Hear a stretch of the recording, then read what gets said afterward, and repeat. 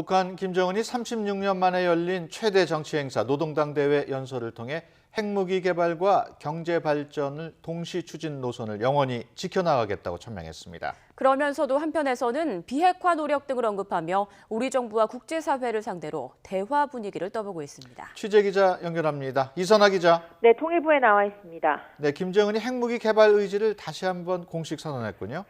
그렇습니다. 김정은이 제7차 노동당 대회 연설에서 핵개발과 경제개발 동시 추진, 이른바 핵경제 병진 노선을 항구적 전략 노선이라고 천명했습니다.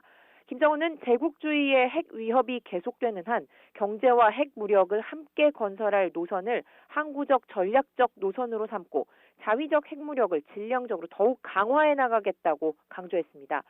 이와 함께 지난 36년 동안 노동당 사업을 평가하면서 특히 핵무기 연구 부문에서 3차례 핵실험과 첫 수소탄 실험을 성공적으로 진행해 세계적 핵 강국의 전열에 당당히 올라섰다고 자평했습니다.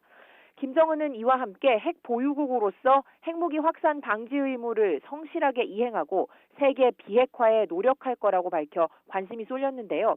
북한 비핵화가 아닌 세계 비핵화라는 말은 곧 자신들만 핵무기를 포기하는 일은 없을 거다, 이런 뜻으로 볼 수 있습니다. 또 핵 보유국으로서 자주권을 먼저 침해하지 않는 한 이런 전제가 있는 만큼 기존 입장의 틀에서 크게 벗어나지는 않았다는 평가입니다. 네, 또 우리 정부에 전하는 메시지는 어떤 게 있었습니까? 네, 김정은은 통일에 대해서도 언급을 했습니다. 조국 통일 실현은 가장 중대하고 절박한 과업이라면서 선대가 내놓은 원칙 속에서 통일의 앞길을 이어가야 한다고 원칙적인 입장만 내놨습니다. 하지만 나머지 연설에서는 남한 당국을 신랄하게 비판하고 위협도 했습니다. 먼저 남한 당국은 미국을 추종해 한반도 평화와 안정을 위태롭게 하는 군사훈련을 전면 중지하라는 기존 요구를 반복했습니다. 그러면서 통일을 이루는 방법에는 평화적 방법과 비평화적 방법이 있을 수 있다면서 자신들은 충분히 전쟁을 할 수 있지만 바라지 않기 때문에 평화적 방법에 노력하는 거라고 으름장을 놨습니다. 우리 정부가 체제 붕괴나 북한의 변화를 자주 언급한 데 대해서도 남한이 계속 제도 통일을 고집한다면 반통일 세력을 쓸어버릴 거라고 위협했습니다. 대결 기조를 버리고 상대방을 대하는 태도부터 바로 가지라며 남북관계 악화 책임을 우리에게 떠넘기기도 했습니다.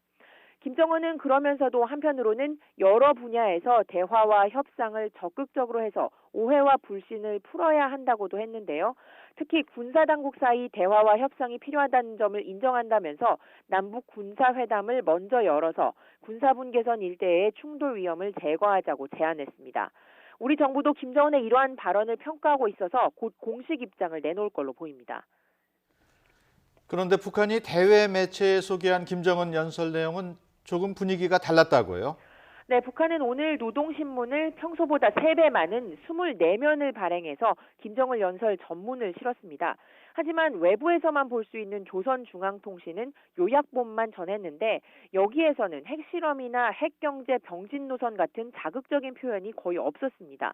전문가들은 북한이 대외 매체에는 도발적인 표현을 자제한 것을 두고 당대회를 계기로 대화 국면을 만들어 보려고 떠보는 의도가 있다고 보고 있습니다. 특히 최근 중국의 대북 강경책을 무마시켜보겠다는 속내가 강한 걸로 풀이됩니다.